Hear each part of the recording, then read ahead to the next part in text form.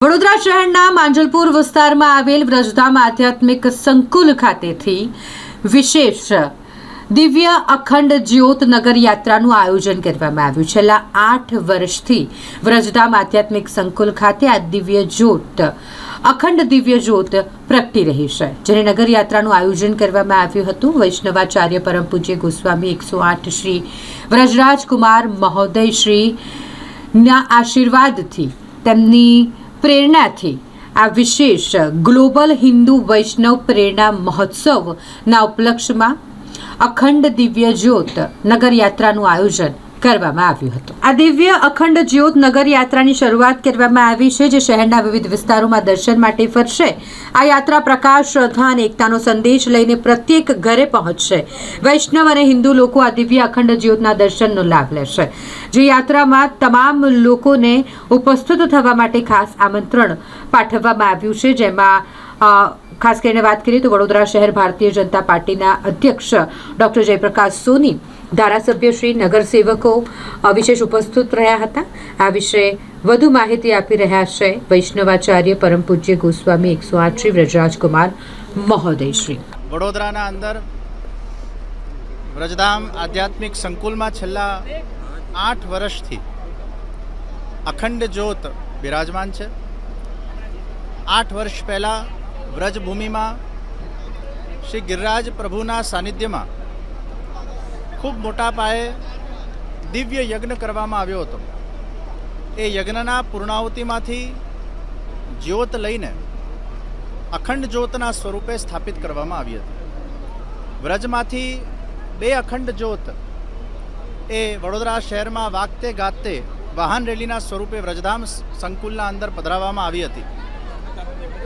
8 વર્ષથી આ જ્યોત અખંડ છે અને સર્વ ભક્તજનો, વૈષ્ણવો દર્શનનો લાભ પ્રાપ્ત કરે છે.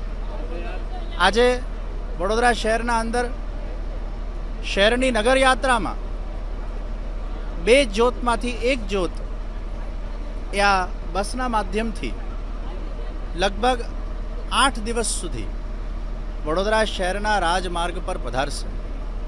વ્રજધામ સંકુલના બધા જ ભગવત સ્વરૂપોની દિવ્ય ઉર્જા લઈને, વ્રજભૂમિની ઉર્જા લઈને આ જ્યોત વડોદરા શહેરને પાવન કરવા જઈ રહી છે.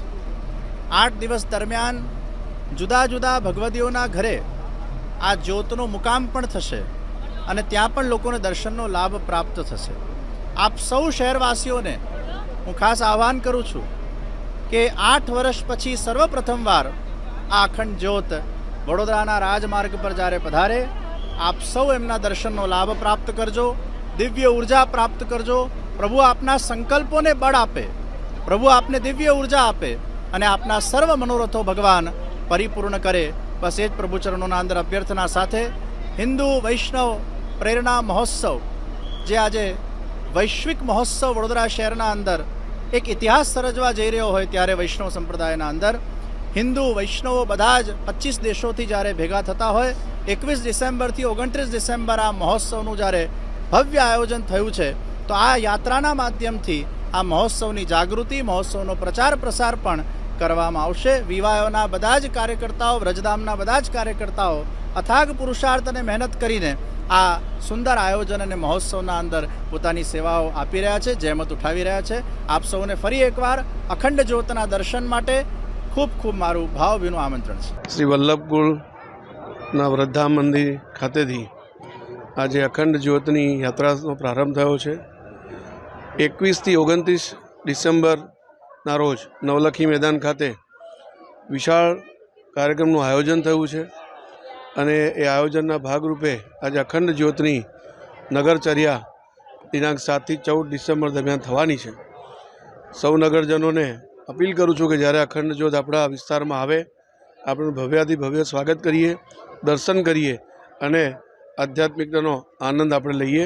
સાથે સાથે આ જે કાર્યક્રમ થવાનો છે 21 થી 29 ડિસેમ્બર, એમાં પણ મોટી સંખ્યામાં આપણે સૌ ઉપસ્થિત રહીએ અને આજે આશયથી કાર્યક્રમ થઈ રહ્યો છે, એ આશય પરિપૂર્ણ થાય એવી ઠાકોરજીના ચરણોમાં હું પ્રાર્થના કરું છું.